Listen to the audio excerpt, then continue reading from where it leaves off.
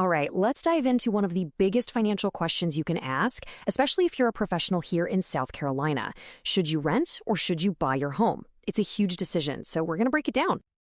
I mean, this is the question, isn't it? It's the one that probably keeps you up at night. You write that rent check every single month, and you can't help but wonder, am I just lighting this money on fire? Am I just paying off someone else's mortgage? Well, let's put a real number to that feeling.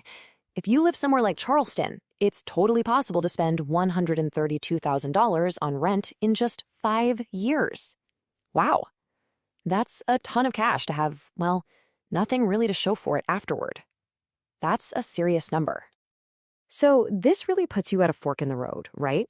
You've got two completely different paths you can take, and each one has its own set of costs and benefits. So let's look at the classic trade-offs. On one hand, renting is simple. The upfront costs are low, your monthly payment is predictable, and hey, you've got the freedom to pick up and move. Plus, if the water heater breaks, not your problem. But on the other hand, buying a home, yeah, the upfront costs are way higher, and there's more to pay than just the mortgage. But, and it's a big but, you're building equity. It's a long-term investment, and you're in complete control. Okay, but this is where the simple comparison gets a lot more complicated.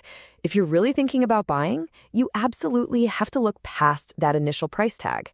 There's a whole world of expenses that are hiding just under the surface. And honestly, this is the single most important thing to understand.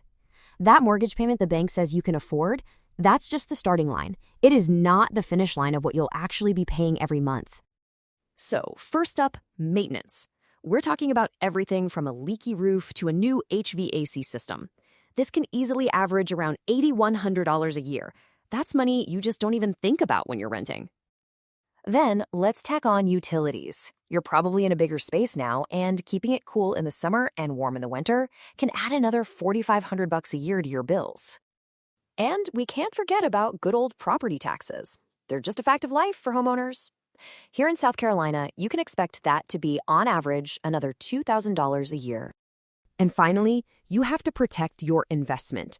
Homeowners insurance isn't optional, and that's going to run you about another $2,200 annually.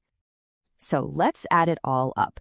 When you put maintenance, utilities, taxes, and insurance together, you are looking at over $16,000 a year in extra costs. That's more than $1,300 a month on top of your mortgage. It's a big deal. Now, before you get completely scared off, it's not all doom and gloom for buyers. It's really important to know that South Carolina has programs to help. We're talking things like forgivable down payments and even 0% interest loans for first-timers that can definitely ease some of that financial pain. Okay, let's move on to the next major factor, and this one is huge. It's all about geography. The right answer to the rent versus buy debate can completely flip depending on your zip code. I mean, just look at this. The difference in average rent between two of our state's biggest cities is pretty wild. You're paying around $1,500 a month in Columbia, but that shoots up to $2,200 in Charleston. That's a $700 difference every single month. So what does this actually mean for you? Well, in a really expensive city like Charleston, the math might actually show that renting is cheaper in the short term once you factor in all those hidden ownership costs. But in a more affordable city like Columbia, buying a home could get you on the fast track to building wealth much, much sooner. So you've got all these moving parts, hidden costs, your city, the current market. How in the world are you supposed to make a clear-headed decision? Well, it turns out there's a pretty simple but really powerful rule of thumb that can help guide you. And it's often called the 5-year rule. It all comes down to one critical question.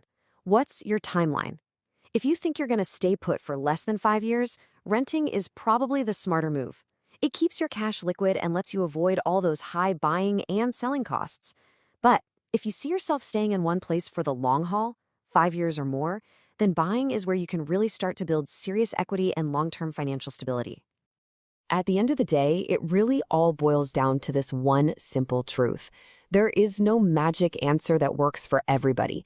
You have to look at your city, your career, your personal finances, because where you live changes the math, and your decision should too.